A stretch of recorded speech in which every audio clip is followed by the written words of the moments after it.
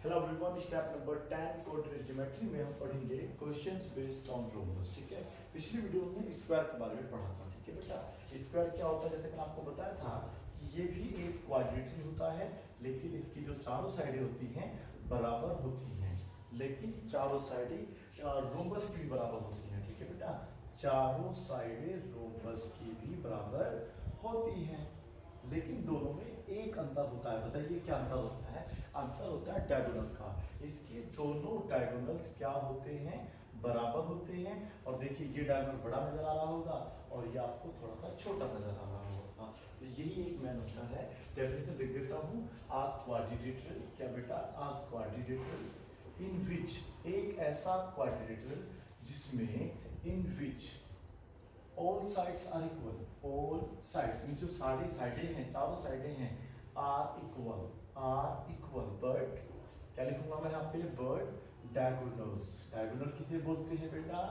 यदि हम लोग अपोजिट जो वर्टेक्सेस होते हैं उनको मिला देते हैं तो क्या बन जाता है बेटा? आपका डायगोनल बन जाता है। But diagonals are not equal.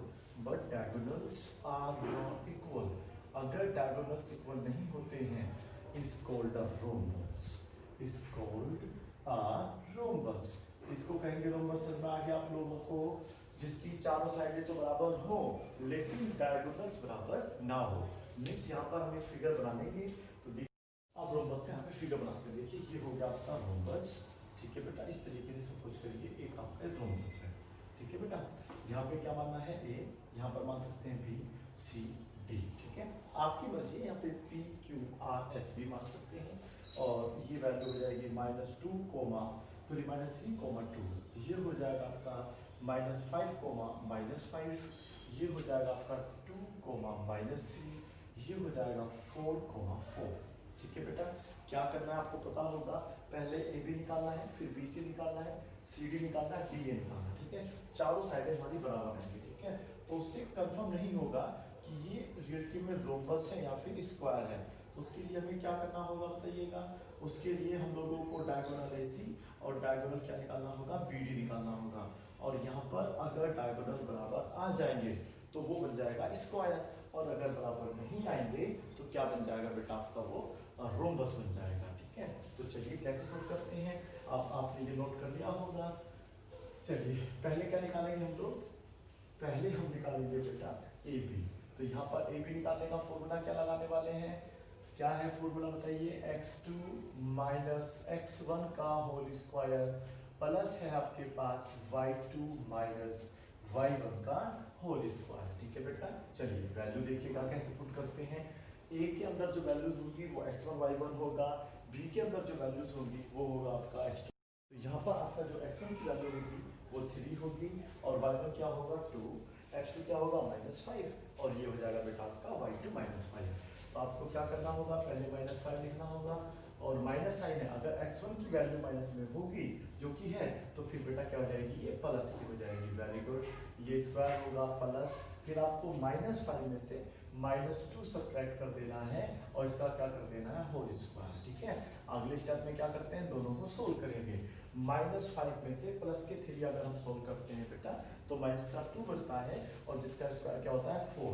ऐसे करके ये -5 है, -2 टोटल हो जाएगा -7 का स्क्वायर होता है बेटा 49। इन दोनों को ऐड करिएगा, वैल्यू आएगी 53। इसका मतलब पता क्या होगा? अब आपको AB को सोल्व करना है, वैल्यू लानी है 53। फिर आपको BC को सोल्व करना है, वैल्यू लानी है 53। क्या निकाले BC भी? चलो BC भी निकाल के दिखाते हैं।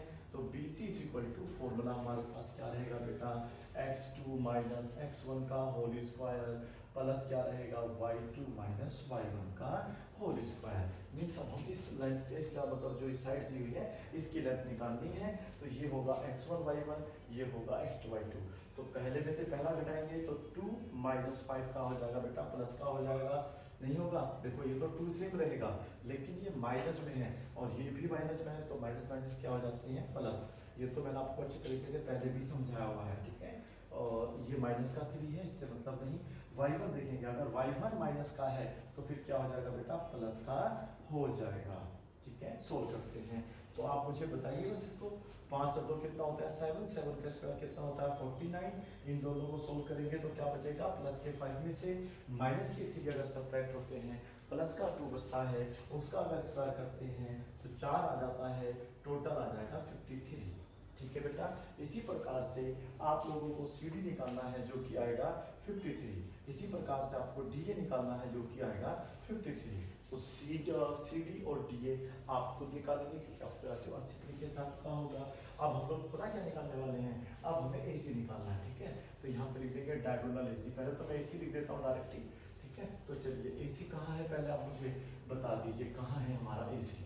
देखिए ए सी हमारा बेटा ये बनेगा ना, ये है अपोजिट आपके वर्टेक्सेस, इन दोनों को हमें मिला देना है। तो ये जो लाइन बनती है इसको हम क्या कहते हैं, डायगोनल कहते हैं। तो ये हमारा x1 y1 x2 y2, पहले में से पहला घटाना है, दूसरे में से दूसरा घटाना है। That is clear. तो 2 माइनस के 3 की जगह हो जाएगा प्लस का 3, क्योंकि माइनस ऑलरेडी ना बेटा x1 आपका, ये ध्यान रखना है। और y2 माइनस y1, y2 तो आपका ठीक है -3 है, क्लियर। लेकिन ये कैसा है माइनस का 2, तो माइनस के 2 का स्क्वायर हो जाएगा। अब ये भी 5 होगा, दिमाग लगाइएगा, ये 5 का स्क्वायर हो जाएगा 25, और ये भी 5 होगा बस माइनस का, लेकिन स्क्वायर तो तब भी क्या आएगा बेटा प्लस का 25। कुल वैल्यू कितनी आ गई 50। अब जो वैल्यू ए सी की आई होगी वही वैल्यू बी डी की आएगी या नहीं बताइए। अगर आ गई तो बेटा फिर ये रोमबस है नहीं, और अगर नहीं है तो फिर ये रोमबस बन जाएगा, यानी कि नहीं आना चाहिए बराबर। ठीक है बेटा, बराबर नहीं आना चाहिए, ये ध्यान रखना है। चलिए सोल्व करते हैं। तो ये होगा हमारा बी डी, ठीक है, लास्ट में डी लिखा है, तो ये होगा हमारा x2 y2, ये होगा हमारा बेटा क्या होगा x1 y1। बस आपको इसमें से ये घटा लेना है। ठीक है, ये माइनस ये माइनस ये, तो 4 माइनस 5 का क्या हो जाएगा प्लस 5 हो जाएगा ना, का होल स्क्वायर होगा। ठीक है, ये 5 है, थोड़ा सा इसको ऐसे बना लेना, प्लस का साइन रहेगा, 4 प्लस का होगा 5। ठीक है, क्या बराबर आ रहा है देख लीजिए प्लीज, बराबर नहीं आ रहा है। देखिएगा 9 का स्क्वायर होता है 81, और 9 का स्क्वायर होता है 81, 160, 162, टोटल हो जाएगा 162। क्या दोनों आपस में बराबर है, नहीं है, तो आप क्या लिखेंगे 10। क्या लिखेंगे बेटा, वो वाला 10 नहीं, ये वाला 10, ये वाला 10 लिखना है। इस प्रकार से हम लोग देख सकते हैं कि ए बी बराबर आ रहा है, बी सी बराबर आ रहा है, सी डी बराबर आ रहा है, डी ए क्या आया था टोटल 53। क्लियर है बेटा। लेकिन बट आप देखेंगे हमारा जो डायगोनल AC है, डायगोनल AC बराबर नहीं आ रहा है किसके बेटा, डायगोनल क्या नाम था उसका, BD के बराबर नहीं आया है। इसलिए 10 क्या there hence ABCD is a rhombus, ABCD is a rhombus. तो ABCD क्या होगा आपका एक रोम्बस होगा। समझ में आगे बेटा आप लोगों को, इस तरीके से आपको रोम्बस वाले क्वेश्चन करने हैं। इसी में हल्का सा एक मॉडिफिकेशन मिल जाता है कि पहले उसको प्रूफ करना होता है कि है, फिर बोलेगा देन या hence find the area of rhombus. बताइए एरिया ऑफ रोम्बस का फॉर्मूला क्या होता है, आगे सोल्व कर देते हैं। ये लिखा नहीं है इसमें, और फिर भी बता देता हूँ। देखिए एरिया ऑफ रोम्बस निकालने का फॉर्मूला क्या होता है, एरिया ऑफ रोम्बस फॉर्मूला होता है 1/2 इंटू d1 इंटू d2। ठीक है बेटा, d1 क्या होता है डायगोनल पहले वाला, यानी कि ये डायगोनल चाहिए और दूसरे वाला डायगोनल चाहिए। डायगोनल के लेंथ आप ऑलरेडी निकाल चुके हैं, 1/2 इंटू d1 कितना आया था आपका, याद है क्या।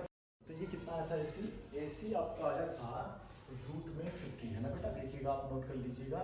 और ये आया था रूट में 162। ठीक है, तो ये हमारी d1 की वैल्यू है, ये हमारी d2 की वैल्यू है। तो मैं यहाँ पे लिखूंगा रूट में 50 इंटू हो जाएगा 162। ठीक है, आप ध्यान रखना, देखो ये प्लस में है तो अलग तरीका होता है, ये इंटू में है तो इंटू का तरीका अलग होगा। हमें यहाँ पे बस 1/2 लगाना है और रूट में इन दोनों को लिख लेना है 50 इंटू 162। इसके मुझे फैक्टर करके इसको सोल्व कर लेना है। फैक्टर क्या आएंगे देखिए, 50 के फैक्टर होते हैं 2 5 10 5 50, इसके फैक्टर होते हैं 3 3 9 3 27 3 81 2 आपका हो जाएगा कितना बेटा 162। तो इसमें से सारा पेयर बन जाएगा, 5 का पेयर बन गया, 3 का बन गया, 3 का बन गया, और देखो 2 का भी बन गया। ठीक है, तो 3 3 9 और 9 5 होता है 45 to the 90, मतलब 90 टोटल हो जाएगा। मैं यहाँ सोल्व कर देता हूँ इसको, तो 1/2 इंटू इसको जब आप पूरे को सोल्व करेंगे तो 90 आएगा, जो कि फर्दर इससे यहाँ पर कैंसिल हो जाएगा। 5 टाइम्स और ये हो जाएगा आपका स्क्वायर यूनिट्स। ठीक है बेटा, ऐसे करके आप रोम्बस का एरिया भी निकाल सकते हैं। डायगोनल जो आते हैं आपके दोनों, बस उन दोनों के आपको आपस में मल्टीप्लाई कर देना। ठीक है, स्क्वायर रूट में अंदर गुना हो जाती है, क्योंकि ये हमने पढ़ा था एक्सपोनेंट वाले फॉर्म में पढ़ा होगा, अगर अंडर रूट ए है अंडर रूट बी है तो उसको हम लोग एक साथ अंडर रूट ए भी लिख सकते हैं। ठीक है बेटा, तो 50 भी अंदर आ जाएगा, इससे 162 भी क्या आ जाएगा आपका अंदर आ जाएगा। 50 के आपको अलग फैक्टर करने हैं, 162 के आपको अलग फैक्टर करने हैं। ठीक है, इस तरीके से आप क्वेश्चन नंबर 1 सोल्व करेंगे। आप क्वेश्चन नंबर 2 और 3 आप नोट कर लीजिए, जो कि आपको खुद सोल्व करने हैं। ठीक है बेटा, ये है 3,0। ठीक है, आगे आ रहा है 4,5। ओके, इसमें आगे है आपके पास -1,4 और लास्ट का जो है वो है -2 -1। जैसा कि मैं आपको बार बताता रहता हूँ कि ये जो क्वेश्चंस हैं ये RS सवाल में से हमने लिए हैं। ठीक है बेटा, चलिए इसी में एक और क्वेश्चन है 6,1, इसी तरीके से आप प्रूफ करेंगे इनको। ठीक है बेटा, और 8,2 आगे चलिए, इसमें है 9,4 और 7,3। ठीक है, ये दिया हुआ है। क्या आप इन क्वेश्चन को कर सकते हैं? बिल्कुल सेम, यहाँ पर वैल्यूज बदल दीजिएगा, फिर ए बी निकालो, ए बी सी निकालो, सी डी और डी ए, सबकी वैल्यू बराबर आएगी। ठीक है, ए सी और बी डी आपको निकालना है बाद में, तो दोनों की वैल्यू अलग अलग आएगी, जो कि बराबर नहीं होगा। जब बराबर नहीं होगा तो ए बी सी डी क्या बन जाएगा आपका रोम्बस बन जाएगा। ठीक है बेटा, और अगर बराबर आ गया तो बन जाएगा क्या आपका स्क्वायर बन जाता है। ठीक है, और रोम्बस का एरिया निकालने को पूछ लेता है, क्योंकि थोड़ा सा इसमें कैलकुलेशन आती है यहाँ पे, तो आपको करना कुछ नहीं है, 1/2 d1 इंटू d2। ठीक है, और उसको फर्दर आपको सोल्व कर लेना है। ठीक है, thank you so much for watching this video and take care.